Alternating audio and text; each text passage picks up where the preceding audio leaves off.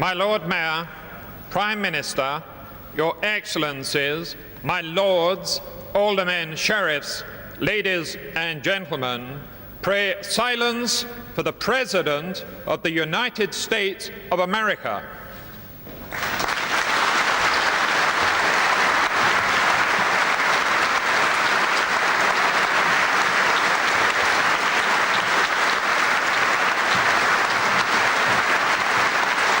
Thank you.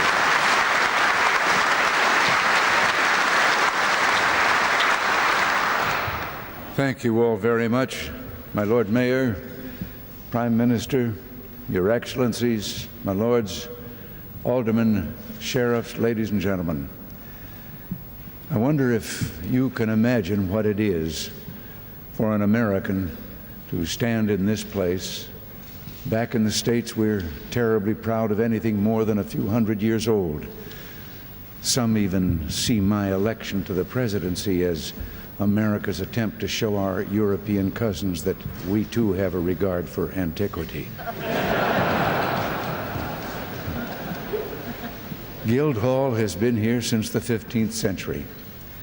And while it is comforting at my age to be near anything that much older than myself, the venerable age of this institution is hardly all that impresses. Who can come here and not think upon the moments these walls have seen? The many times the people of this city and nation have gathered here in national crisis or national triumph. In the darkest hours of the last World War, when the tense drama of Edward R. Murrow's opening, "This is London," was enough to impress on millions of Americans the mettle of the British people. How many times in those days did proceedings continue here, a testimony to the cause of civilization for which you stood? From the Marne to El Alamein, to Arnhem, to the Falklands, you have in this century so often remained steadfast for what is right and against what is wrong. You are a brave people, and this land truly is, as your majestic moving hymn proclaims, a land of hope and glory. And it's why Nancy and I, in the closing days of this historic trip, are glad to be in England once again. After a long journey, we feel among friends, and with all our hearts, we thank you for having us here. Such feelings are, of course, especially appropriate to this occasion. I have come from Moscow to report to you. For truly the relationship between the United States and Great Britain has been critical to NATO's success in the cause of freedom. This hardly means that we've always had a perfect understanding. When I first visited Mrs. Thatcher at the British Embassy in 1981, she mischievously reminded me that the huge portrait dominating the grand staircase was none other than that of George III, though she did graciously concede that today most of her countrymen would agree with Jefferson that a little rebellion now and then is a good thing. So there has always been, as there should be among friends, an element of fun about our differences. But let me assure you, it is how much we have in common and the depth of our friendship that truly matters.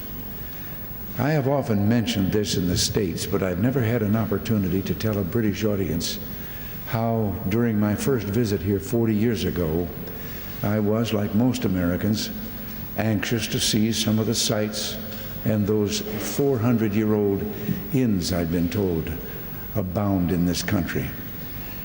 Well, a driver took me and a couple of other people to an old inn, a pub really, and what in America we would call a mom and pop place. This quite elderly lady was waiting on us, and finally hearing us talk to one another, she said, "You're Americans, aren't you?" And we said we were.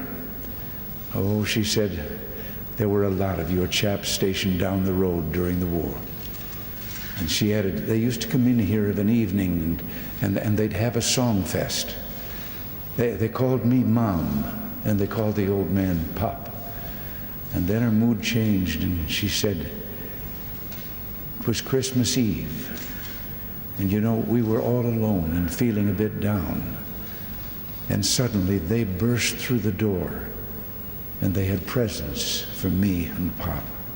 And by this time, she wasn't looking at us anymore. She was looking off into the distance, into memory, and there were tears in her eyes. And then she said, big strappin' lads they was, from a place called Iowa. Well, from a place called Iowa and Oregon, California, Texas, New Jersey, Georgia, here with other young men from Lancaster, Hampshire, Glasgow, and Dorset, all of them caught up in the terrible paradoxes of that time, that young men must wage war to end war and die for freedom so that freedom itself might live. And it is those same two causes for which they fought and died. The cause of peace, the cause of freedom for all humanity, that still brings us, British and American, together. For these causes, the people of Great Britain, the United States, and other allied nations have, for 44 years, made enormous sacrifices to keep our alliance strong and our military ready. For them, we embarked in this decade on a new post-war strategy, a forward strategy of freedom, a strategy of public candor about the moral and fundamental differences between statism and democracy, but also a strategy of vigorous diplomatic engagement, a policy that rejects both the inevitability of war or the permanence of totalitarian rule, a policy based on realism that seeks not just treaties for treaties' sake, but the recognition and resolution of fundamental differences with our adversaries. The pursuit of this policy has just now taken me to Moscow, and let me say, I believe this policy is bearing fruit.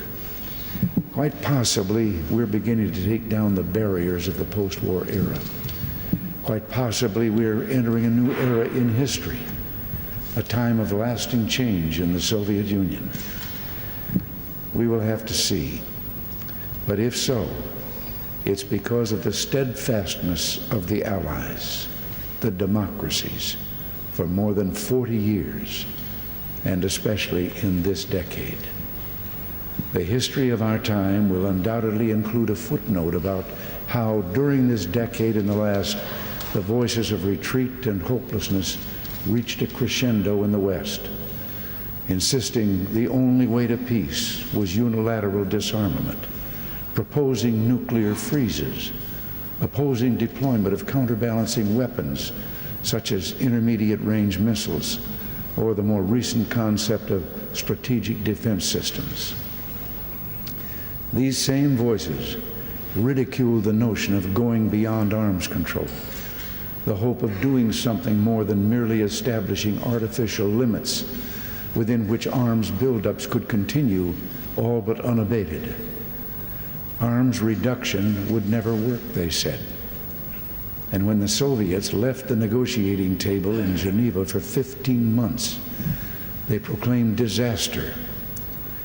And yet, it was our double-zero option, much maligned when first proposed, that provided the basis for the INF Treaty, the first treaty ever that did not just control offensive weapons, but reduced them, and yes, actually eliminated an entire class of US and Soviet nuclear missiles. This treaty, last month's development in Afghanistan, the changes we see in the Soviet Union, these are momentous events, not conclusive, but momentous. And that's why, although history will duly note that we too heard voices of denial and doubt, it is those who spoke with hope and strength who will be best remembered. And here I want to say that through all the troubles of the last decade, one such firm, eloquent voice a voice that proclaimed proudly the cause of the Western Alliance and human freedom, has been heard. A voice that never sacrificed its anti-communist credentials or its realistic appraisal of change in the Soviet Union, but because it came from the longest-serving leader in the alliance, it did become one of the first to suggest that we could do business with Mr. Gorbachev. So let me discharge my first official duty here today. Prime Minister, the achievements of the Moscow summit, as well as the Geneva and Washington summits, say much about your valor and strength, and by virtue of the office you hold, that of the British people. So let me say simply, at this hour in history, Prime Minister, the entire world salutes you and your gallant people and gallant nation. And while your leadership and the vision of the British people have been an inspiration, not just to my own people, but to all of those who love freedom and yearn for peace, I know you join me in a deep sense of gratitude toward the leaders and peoples of all the democratic allies, whether deploying crucial weapons of deterrence, standing fast in the Persian Gulf, combating terrorism and aggression by outlaw regimes, or helping freedom fighters around the globe. Rarely in history has any alliance of free nations acted with such firmness and dispatch and on so many fronts.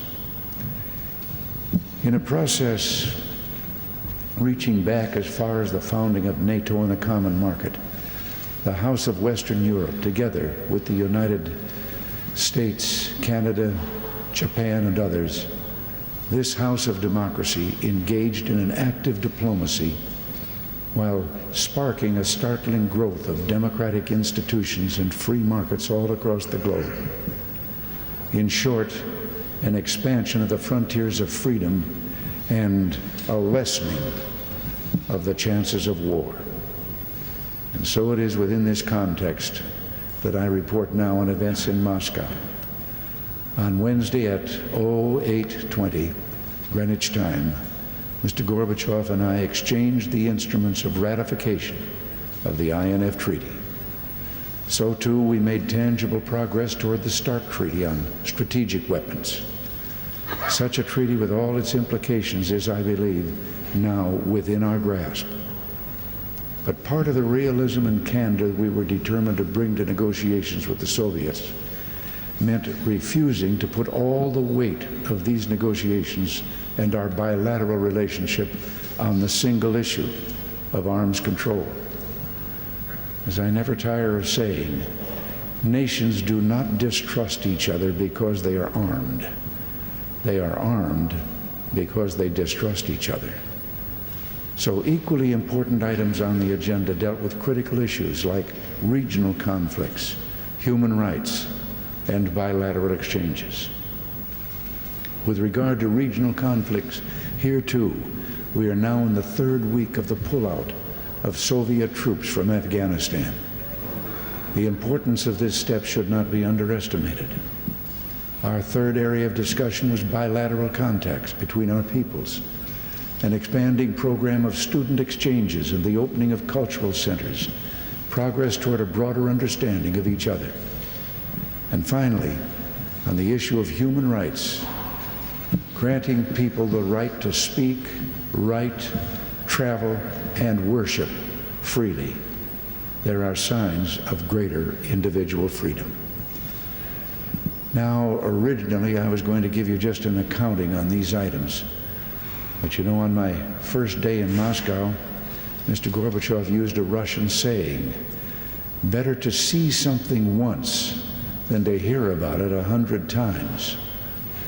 So if I might go beyond our four-part agenda today and offer just a moment or two of personal reflection on the country I saw for the first time, in all aspects of Soviet life, the talk is of progress toward democratic reform. In the economy and political institutions, in religious, social, and artistic life. It is called glasnost, openness. It is perestroika, restructuring. Mr. Gorbachev and I discussed his upcoming party conference where many of these reforms will be debated and perhaps adopted. Such things as official accountability, limitations on length of service in office, an independent judiciary, revisions of the criminal law, and lowering taxes on cooperatives. In short, giving individuals more freedom to run their own affairs, to control their own destinies. To those of us familiar with the post-war era, all of this is cause for shaking the head in wonder. Imagine the President of the United States and the General Secretary of the Soviet Union walking together in Red Square, talking about a growing personal friendship and meeting together average citizens, realizing how much our people have in common. It was a special moment in a week of special moments. My personal impression of Mr. Gorbachev is that he is a serious man seeking serious reform. I pray that the hand of the Lord will be on the Soviet people, the people whose faces Nancy and I saw everywhere we went. Believe me, there was one thing about those faces that we will never forget. They were the faces of hope, the hope of a new era in human history, and hopefully an era of peace and freedom for all. And yet, while the Moscow summit showed great promise and the response of the Soviet people was heartening, let me interject here a note of caution and I hope prudence. It has never been disputes between the free peoples and the peoples of the Soviet Union that have been at the heart of post-war tensions and conflicts. No, disputes among governments over the pursuit of statism and expansionism have been the central point in our difficulties. Now that the Allies are strong and expansionism is receding around the world and in the Soviet Union, there is hope, and we look to this trend to continue. We must do all we can to assist it, and this means openly acknowledging positive change and crediting it. But let us also remember the strategy that we have adopted is one that provides for setbacks along the way as well as progress. Let us embrace honest change when it occurs, but let us also be wary. Let us stay strong. And let us be confident too. Prime Minister, perhaps you remember that upon accepting your gracious invitation to address the members of the Parliament in 1982, I suggested then that the world could well be at a turning point when the two great threats to life in this century, nuclear war and totalitarian rule, might now be overcome. In an accounting of what might lie ahead for the Western Alliance, I suggested that the hard evidence of the totalitarian experiment was now in, and that this evidence had led to an uprising of the intellect and will, one that reaffirmed the dignity of the individual in the face of the modern state. I suggested too that in a way Marx was right when he said the political order would come into conflict with the economic order. Only he was wrong in predicting which part of the world this would occur in. For the crisis came not in the capitalist West, but in the communist East. Noting the economic difficulties reaching the critical stage in the Soviet Union and Eastern Europe, I said that at other times in history, the ruling elites had faced such situations, and when they encountered resolve and determination from free nations, decided to loosen their grip. It was then I suggested that the tides of history were running in the cause of liberty, but only if we, as free men and women, joined together in a worldwide movement toward democracy, a crusade for freedom, a crusade that would be not so much a struggle of armed might, not so much a test of bombs and rockets, as a test of faith and will. Well, that crusade for freedom, that crusade for peace is well underway. We have found the will. We have held fast to the faith. And whatever happens, whatever triumphs or disappointments ahead, we must keep to this strategy of strength and candor, this strategy of hope, hope in the eventual triumph of freedom. But as we move forward, let us not fail to note the lessons we've learned along the way in developing our strategy. We have learned the first objective of the adversaries of freedom is to make free nations question their own faith in freedom, to make us think that adhering to our principles and speaking out against human rights abuses or foreign aggression is somehow an act of belligerence. But over the long run, such inhibitions make free peoples silent and ultimately half-hearted about their cause. This is the first and most important defeat free nations can ever suffer. For when free peoples cease telling the truth about and to their adversaries, they cease telling the truth to themselves. In matters of state, unless the truth be spoken, it ceases to exist. It is in this sense that the best indicator of how much we care about freedom is what we say about freedom. It is in this sense that words truly are actions. And there is one added and quite extraordinary benefit to this sort of realism and public candor. This is also the best way to avoid war or conflict. Too often in the past, the adversaries of freedom forgot the reserves of strength and resolve among free peoples. Too often they interpreted conciliatory words as weakness. And too often they miscalculated and underestimated the willingness of free men and women to resist to the end. Words of freedom remind them otherwise.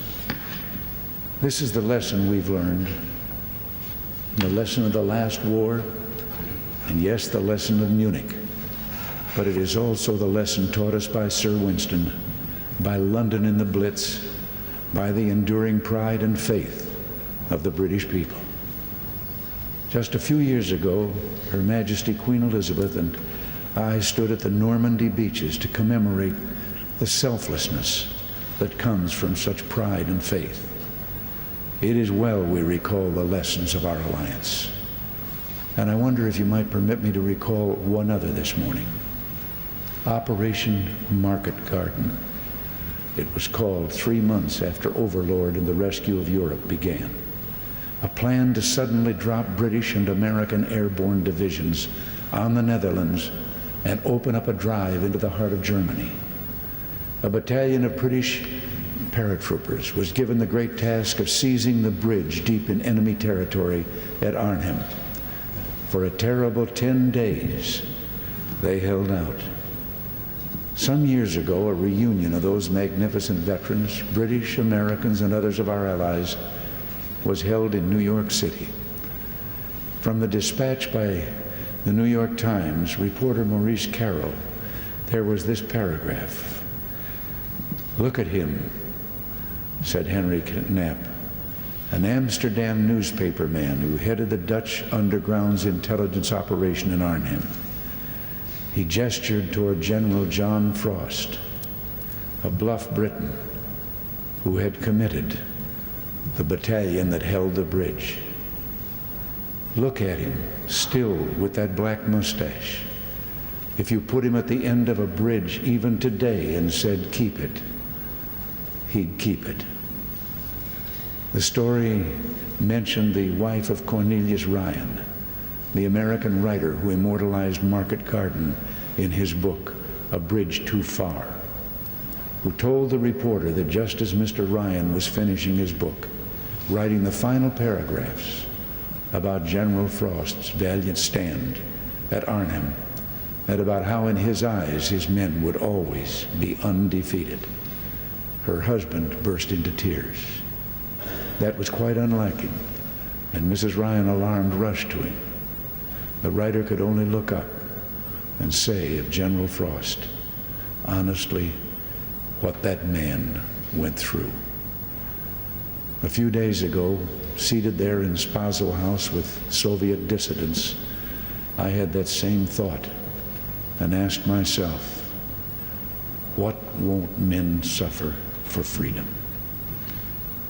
The dispatch about the Arnhem veteran concluded with this quote from General Frost about his visits to that bridge. We've been going back ever since. Every year we have a what's the word? A reunion?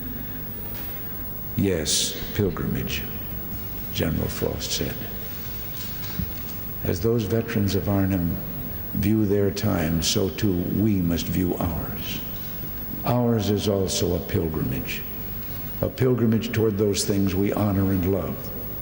Human dignity, the hope of freedom for all peoples and for all nations.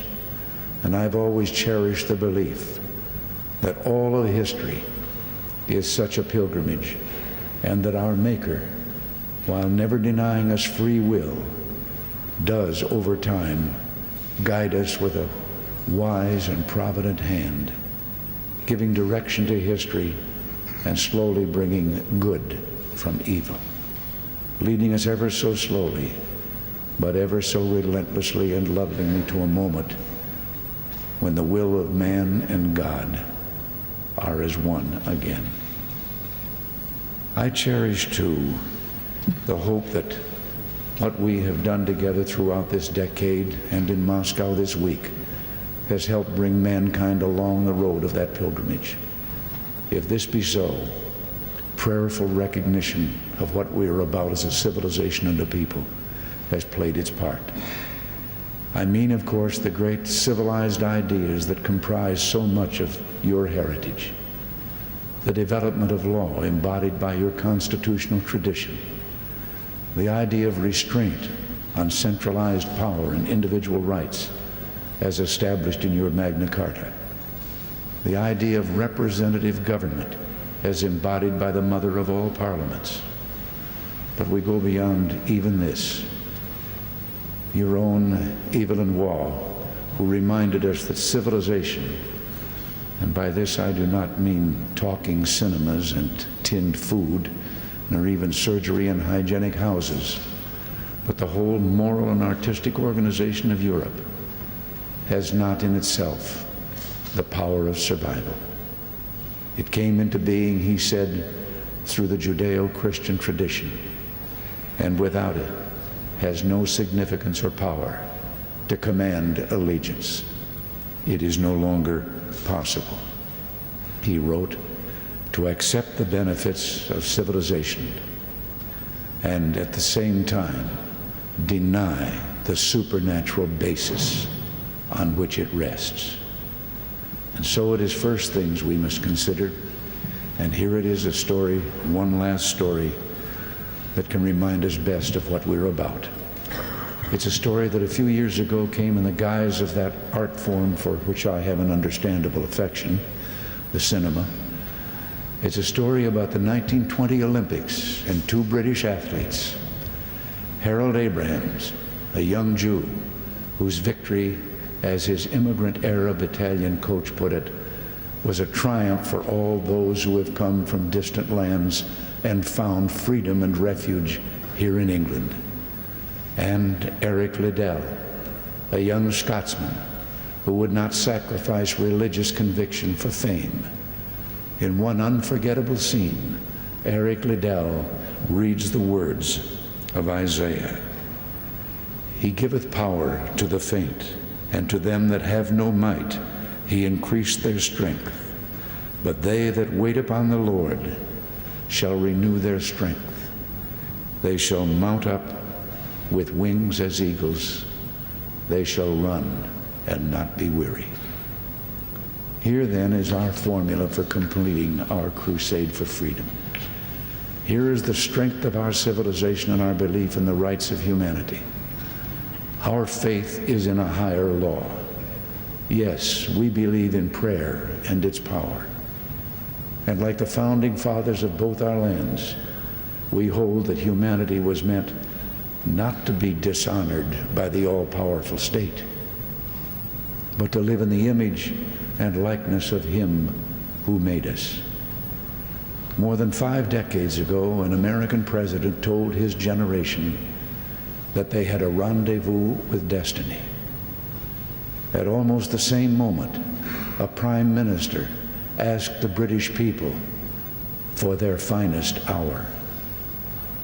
This rendezvous, this finest hour, is still upon us.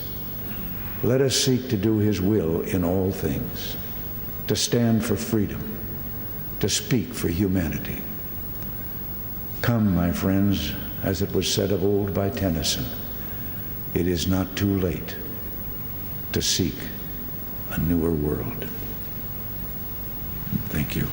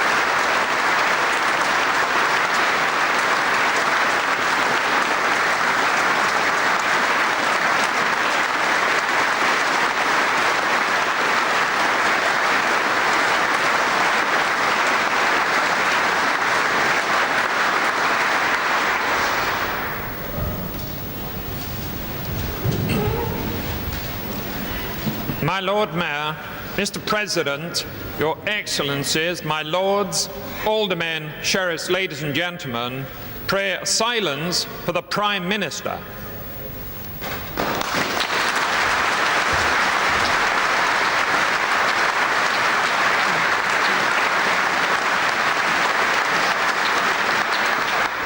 My Lord Mayor, Mr. President, Your Excellencies, my Lords, Aldermen, Sheriffs, ladies and gentlemen. We've been privileged, Mr. President, to hear you deliver this first report of your historic summit meeting with General Secretary Gorbachev in Moscow. It's both an honor for us and fitting that you choose to do so here in London, in this ancient Guildhall.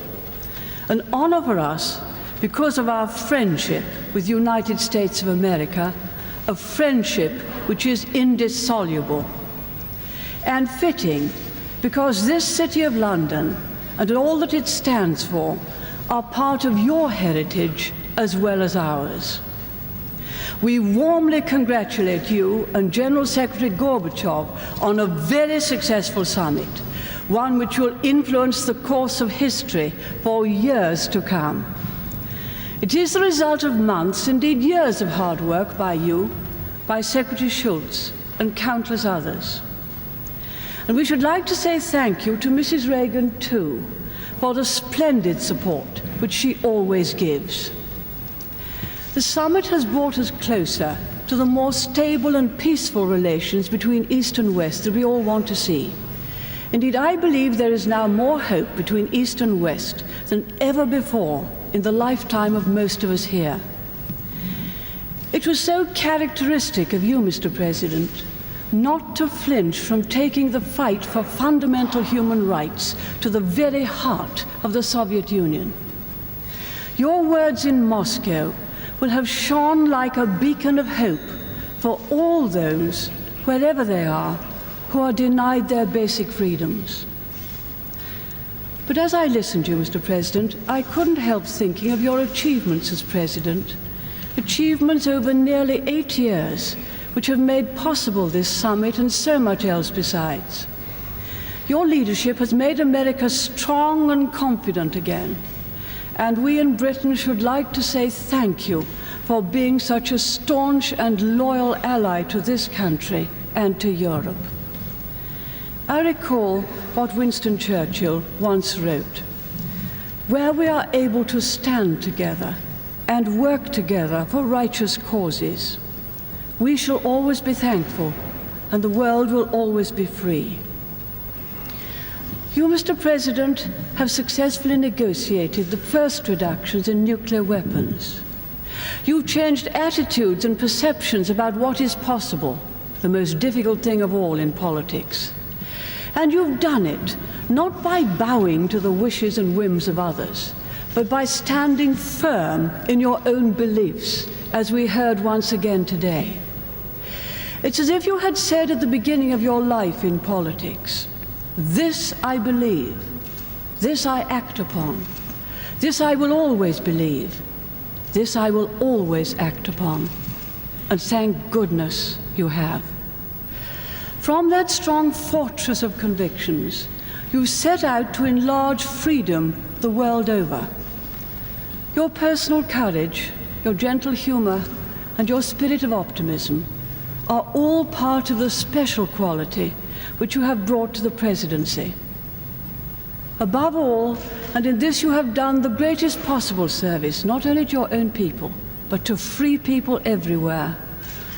You have restored faith in the American dream, a dream of boundless opportunity built on enterprise, individual effort, and personal generosity. When we compare the mood of confidence and optimism in the West today with the mood when you took office in 1980, we know that a greater change has taken place than ever we could have imagined. Mr. President, you spoke of seeking a newer world. You are doing so with all the qualities of which Tennyson spoke in that verse: strong in will, to strive, to seek, to find, and not to yield. My Lord Mayor, I believe everyone present in this Guildhall will join me in saying, thank you, Mr. President.